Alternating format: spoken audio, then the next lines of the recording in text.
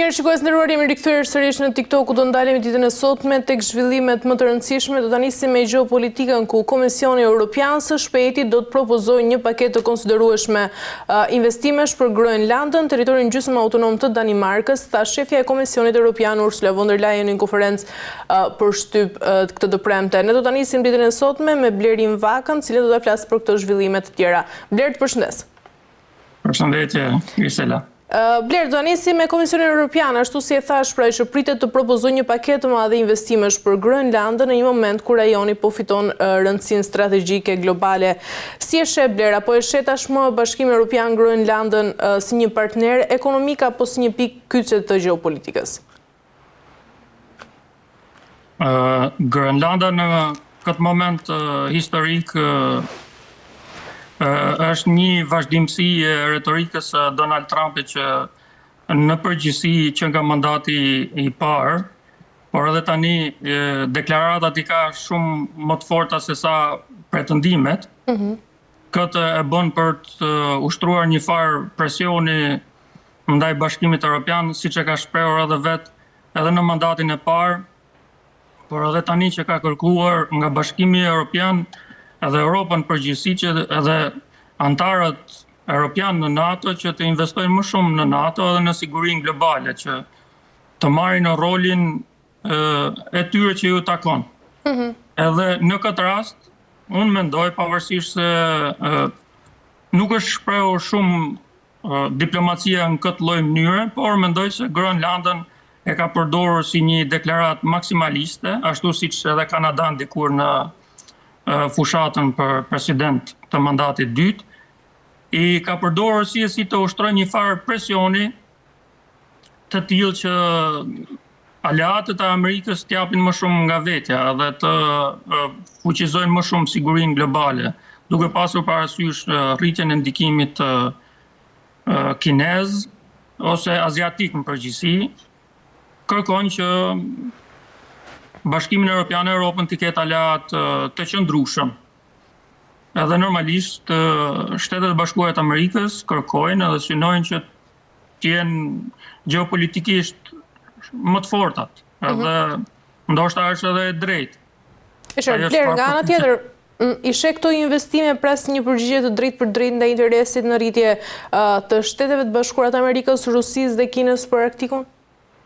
Absolutisht që ky është qëllimi i investimeve në rritje të Bashkimit Evropian, sepse zona e Groenlandës pritet edhe përveç se është një zonë gjeopolitike që ka të bëjë shumë me sigurinë globale dhe të Arktikut, edhe qëllimi tjetër është që edhe të kenë disa investime afatgjata që pretendohet që të jetë një zonë shumë e pasur me hidrokarbure, naftë dhe gaz, kështu që kjo është qëllimi.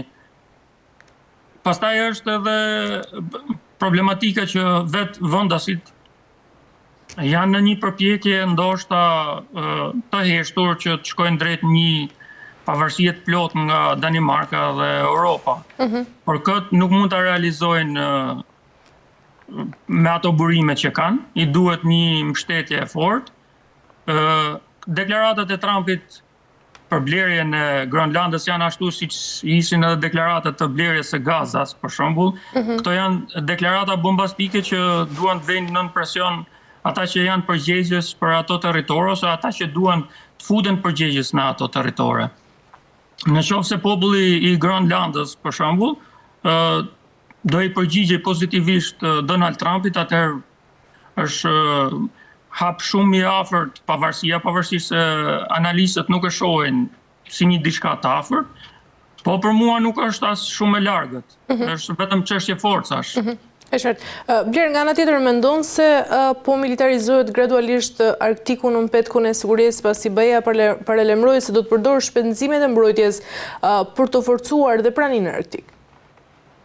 Unë mendoj që Donald Trumpi nëpërmjet Groenlandës ka arritur atë që synonte që në mandatin e parë, të rritjes së buxhetit të vendeve të Europës në NATO dhe në siguri, edhe po arrin nëpërmjet Groenlandës, pavarësisht se investimet do shkojnë në zonën e Arktikut, po janë investimet cilat çojnë edhe në rritjen e sigurisë vetë NATO-s edhe të forcave euroatlantike. Kështu që në një farë mënyrë Donald Trumpi po arrin atë çfarë ka synuar. Pavarësisht se deklaratat e tij janë shumë herë më bombastike se sa kërkon të arrijë ai, pavarësisht se në krahasim me çfarë deklaron edhe me çfarë arrin janë minimaliste, deklaratat janë maksimaliste, por në afatgjat unë mendoj që ai po e realizon ato çfarë po deklaron ose çfarë synon. Mendon Bler se rrezikon tashmë Groenlanda të kthehet në fushë përplasjesh mes fuqive të mëdha? Unë nuk mendoj se nuk i intereson ndonjë përplasje e drejt për drejt si ajo në Ukrainë. Por do ketë një luftë forcash edhe do shohin pastaj edhe vetë vendasit e Groenlandës, pavarësisht se nuk janë një popullsi shumë më madhe. Po do shihet edhe sjellja e tyre, edhe sjellja e vetë Bashkimit Evropian, edhe vetë Danimarkës. Ajo vetë Danimarka jep shumë investime edhe subvencione në Groenland, vetëm për ta mbajtur si një pikë strategjike. Domethënë është një grop thithse që merr investime nga Danimarka pa i kthyer diçka në këmbim drejt për drejti. Vetëm i këmbim që i kthen mbrapsht Groenlanda Danimarkës është të qenurit strategjikisht i fortë, ose Danimarka në arenën e Bashkimit Evropian ka një fuqi domethënëse duke përfshirë edhe rolin që ka ajo atje në Danimarkë. Nga ana tjetër, Bler, Groenlanda ka qenë më parë objekt deklaratash dhe interesash të drejtë për drejta nga ana e Shtetet Bashkuara të Amerikës. Apo tenton tashmë Bashkimi Evropian të balancojë disi ndikimin amerikan në Groenland? Absolutisht ky është qëllimi, domethënë që ta balancojë edhe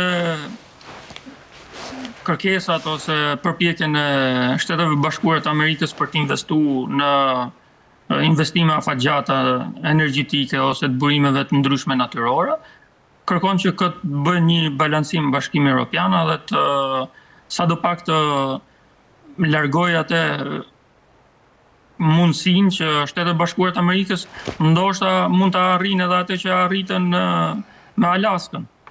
Në vitin 1867, në marsin e 1867-s, që arritën që ta blenin Alaskën, edhe sot është një burim shumë i madh ekonomik për Shtetet Bashkuara të Amerikës. Është shteti me territorin më të madh në Shtetet Bashkuara të Amerikës, prodhon diku te 2-3-4% të energjisë së Shteteve Bashkuara të Amerikës, kështu që ndoshta në këtë vizion përpiqet që ta shohë edhe Donald Trump edhe Shtetet Bashkuara të Amerikës edhe Groenlandën që nëpërmjet presionit sistematik Danimarka edhe Bashkimi Evropian të tërhiqen edhe strategjikisht ja lejnë Shteteve Bashkuara të Amerikës. Ndërkaq, Bler, përveç Groenlandës, von der Leyen foli edhe për marrëveshjen Mercosur dhe zbatimin e saj të përkohshëm. Mendon se tashmë Bashkimi Evropian po tregon se interesat ekonomike po mbizotërojnë disi mbi debatet ligjore dhe ato institucionale? Debatet e diplomacisë dhe politikës gjithmonë i paraprin atyre debateve ligjore edhe institucionale. Gjithmonë politika është ajo që është instrumenti kryesor që vën në vizje aspektin juridik edhe institucional. Aspekti juridik edhe institucional është fleksibël në momentin që palët politikisht bien dakord për të ndjekur një strategji ose një diçka. Groenlanda varet se si do sillen Europa dhe Amerika në vazhdim, por mund të përdoret si një pikë kthese e gjithë drejtës ndërkombëtare. Kështu që pse këto investime të Bashkimit Evropian, Bler, po vinë një kohë tensioni global dhe rivaliteti mes bloqeve të mëdha? Po për sa kohë Artiku është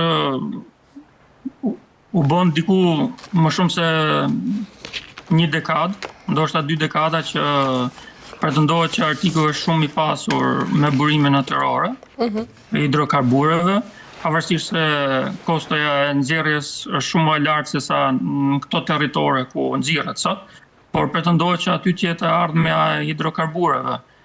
Përveç interesave dhe tjera në vazhdim që ku kufizohen Europa, pjesa veriore e Rusisë.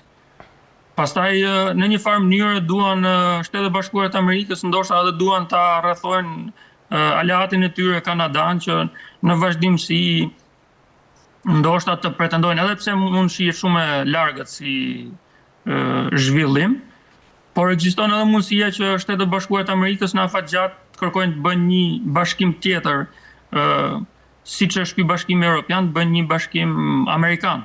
Përveç asaj që Shtetet Bashkuara të Amerikës, një shkputje e Kanadas ndoshta në afatgjat. Këtu i bashkohet pastaj edhe Gronlanda si një shtet ndoshta i pavarur. Ky mendoj që është një vizion i largët, po jo i paarritshëm. Mendon Bler se Bashkimi Evropian tashmë po hyn në një fazë ku vendimet strategjike merren në presionin e kohës dhe krizave globale që po ndodhin? Absolutisht po, dhe mendoj siç e kam thonë edhe në intervista tjera që kemi qenë bashkë, Bashkimi Evropian është shumë i ngadalt. Burokracia e Bashkimit Evropian është shumë e ngadalt edhe vetëm nën efektin e presionit dhe kur arrin aty tek kulmi, reagon edhe bën zhvillimet e veta. Edhe normalisht që edhe Donald Trump e ka lexuar këtë sjellje të Bashkimit Evropian dhe përpiqet që t'i vej para disa fakteve që ta detyrojnë Bashkimin Evropian që të bashkohet me Shtetet Bashkuara të Amerikës ose thjesht zgjedhë të jetë ajo që është në natyralitetin e vet. Pse Bler udhëheqësit evropian po kërkojnë që marrëveshja Mercosur të zbatohet sa më shpejt e mundur, pra kjo marrëveshje e cila rregullon tregtinë, por ndërkaq edhe bashkëpunimin mes shteteve? Po normalisht ndikimi i vendeve aziatike, rritja ekonomike, popullsisë tyre në afatgjat dhe rënja e rëndësisë ekonomike të Europës, për shembull, siç ishte edhe në strategjinë e sigurisë kombëtare të Shteteve të Bashkuara të Amerikës, që e kishte theksuar aty që nëse në vitin 1990 Europa ishte 25% e GDP-s globale, sot ka arritur te 14% dhe kërkojnë të bëjë këto marrëveshje dhe të arrisë ndikimin edhe rolin e Europës kundrejt vendeve tjera që janë në ekspansion ekonomik dhe ekspansion popullate. Pastaj Shtetet Bashkuara të Amerikës po e lexojnë që ndoshta shumë shpejt edhe lindja e mesme ndoshta do arrijë një farë qetësie, prosperiteti dhe zhvillimi të lartë ekonomik, ndërkohë që Bashkimi Evropian i duhet si një aleat i vazhdueshëm siç ka qenë gjithmonë për Shtetet Bashkuara të Amerikës. Mendon Bler se do të jetë Grenlanda fronti i ri i ftohtë i gjithë politikës globale?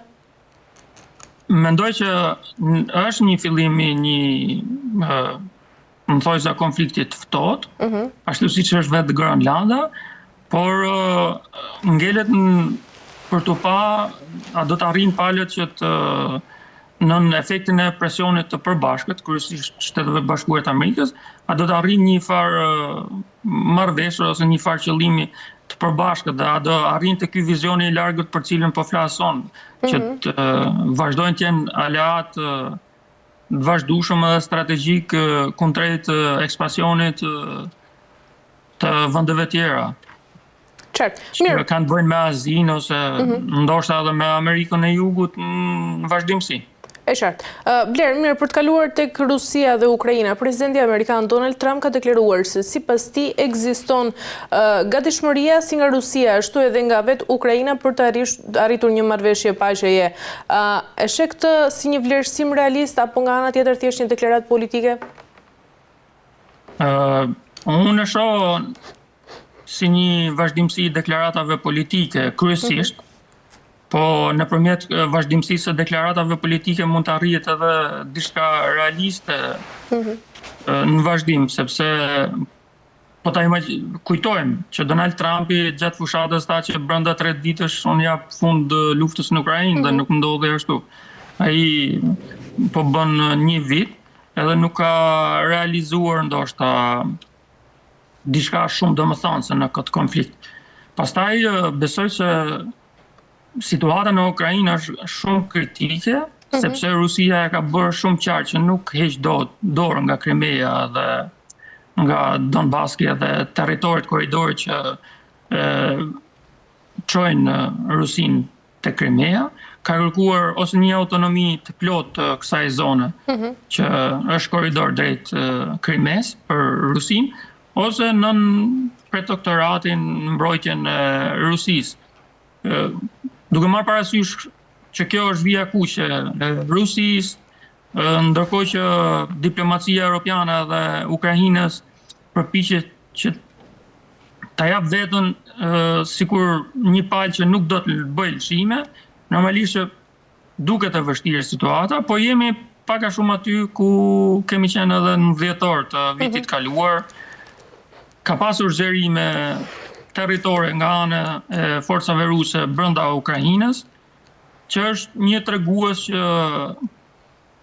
mendoj që Ukrainës po i bjen ajo ndoshta rezistenca, ndërkohë që në qoftë se do vazhdohet kështu, atëherë sigurisht që edhe Ukraina dhe Bashkimi Evropian do jetë detyruar që të investojë në një marrëveshje, qoftë edhe në atë skenarin që thash edhe herën e fundit në dhjetor, që të ketë një ndarje territore.